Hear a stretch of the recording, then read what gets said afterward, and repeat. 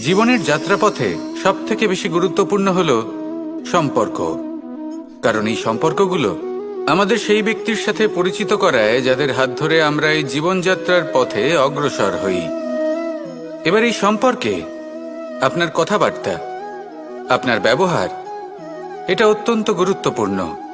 তাই প্রশ্ন হলো, যাদের সাথে আমাদের এই সম্পর্ক গড়ে উঠেছে তাদের প্রতি আমাদের আচরণ কেমন হওয়া উচিত, তাদের সাথে কেমন ভাবে কথা বলা উচিত। এর একটা বড়ই সহজ উত্তর আছে, দর্পণ।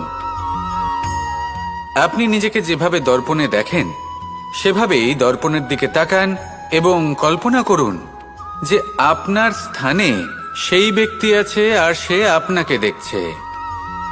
এবার বুঝতে চেষ্টা করুন যে আপনার কেমন ব্যবহার হওয়া উচিত, তার আপনার ব্যবহার কেমন হলে ভালো লাগবে আর কেমন হলে তার অনুচিত বোধ হবে। শুধু এইভাবেই সেই ব্যক্তিকে বুঝতে চেষ্টা করুন। কখনো কোনো মানুষের ভালোবাসার প্রয়োজন হয়, কখনো পথপ্রদর্শনের প্রয়োজন হয়, কখনো তিরস্কারের প্রয়োজন হয়, কখনো কটু সত্যের প্রয়োজন হয়, বা কখনো শুধু সঙ্গর প্রয়োজন হয়। যদি দুজন ব্যক্তি এভাবেই একে অপরকে বুঝে অগ্রসর হন তাহলে এই সম্পর্ক আজীবন চলতেই থাকবে।